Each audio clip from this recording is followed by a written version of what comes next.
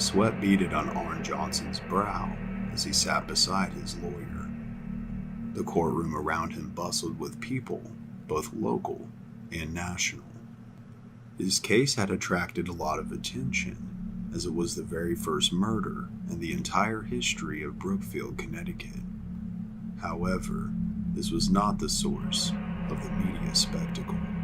Rather, it was the peculiar nature of the defense's claim of innocence, namely that Arn had been possessed when he stabbed his landlord 5 times and left him to die. But how could such events have taken place? What series of happenings drove a seemingly ordinary man to murder? To answer this, we will have to retrace the steps of the accused and discover the truth for ourselves.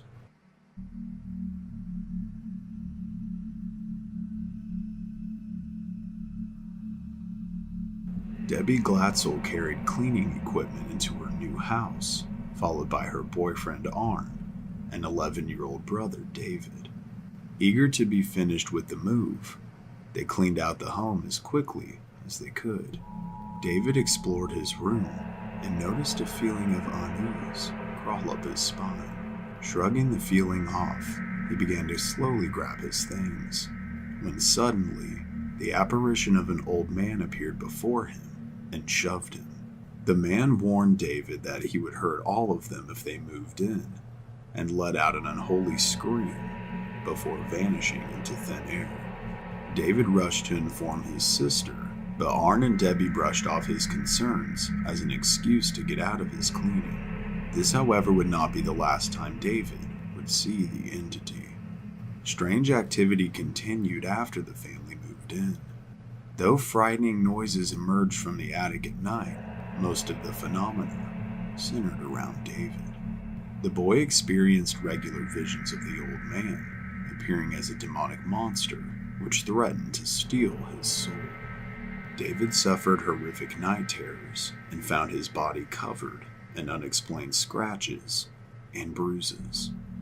Attempting to rid themselves of the evil that was now plaguing them, they hired a Catholic priest to bless the house.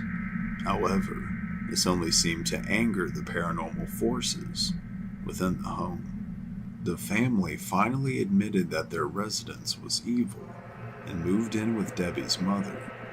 And as time went on, the devilry only continued to escalate as David began to change for the worse.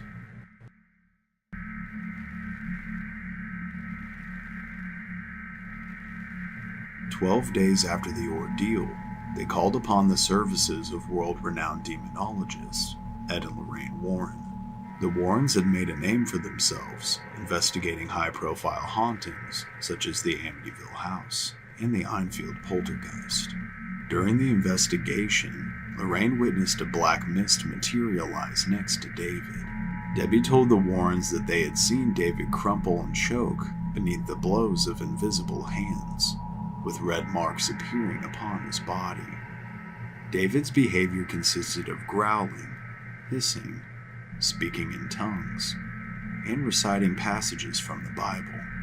The Warrens declared that David was in fact possessed, and 3 lesser exorcisms were performed upon the boy, during which Lorraine claimed he levitated. As the exorcisms continued, Arn taunted the demon within the boy to possess him instead.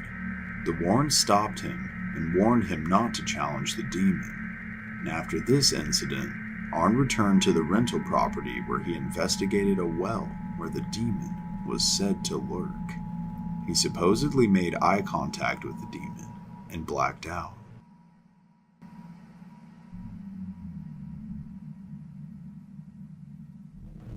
Deciding it would be best for Debbie and Arn to leave, the couple moved out of her mother's house and began renting an apartment.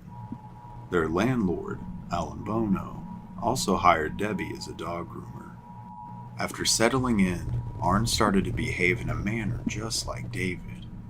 He would fall into trances where he would growl and hallucinate, but would later have no memory of it.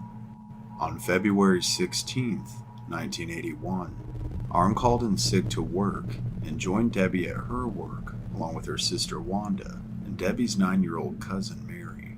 Bono decided to treat them all to lunch at a local bar and proceeded to get inebriated. After lunch, the group returned to the kennel, where Bono became angry. He grabbed a hold of Mary and refused to let go of her. Arn told Bono to release her. Mary ran, and Debbie and Wanda attempted to stop the conflict. Arn began to growl and pulled out his pocket knife, where he proceeded to stab Bono 5 times, one of which stretched from his stomach to the base of his heart. Arn then ran from the scene and was eventually apprehended by police. Bono would later die of his wounds.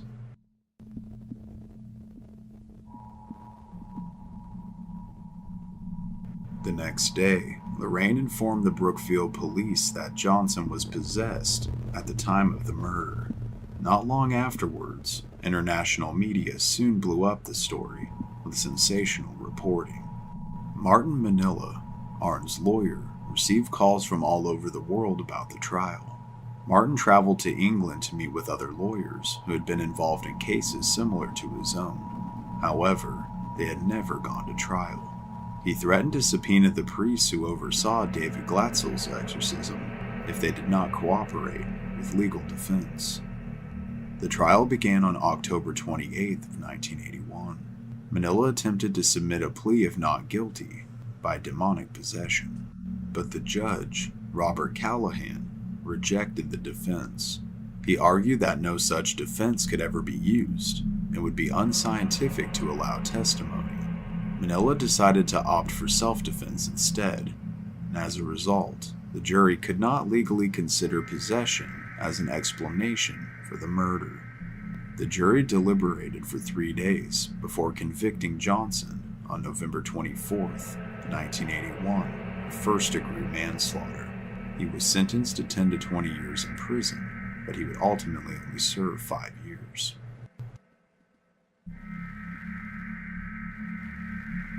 The story has long been the topic of controversy and the inspiration for countless books, movies, and TV shows. In 1983, Lorraine Warren helped writer Gerard Brittle publish a book about the events, called The Devil in Connecticut. Lorraine said the profits from the book were paid to the family, and it was in fact confirmed that $2,000 was given by the publisher.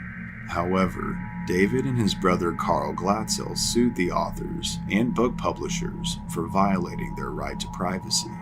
They argued they depicted Arn as the villain of the story and exploited their brother's mental illness.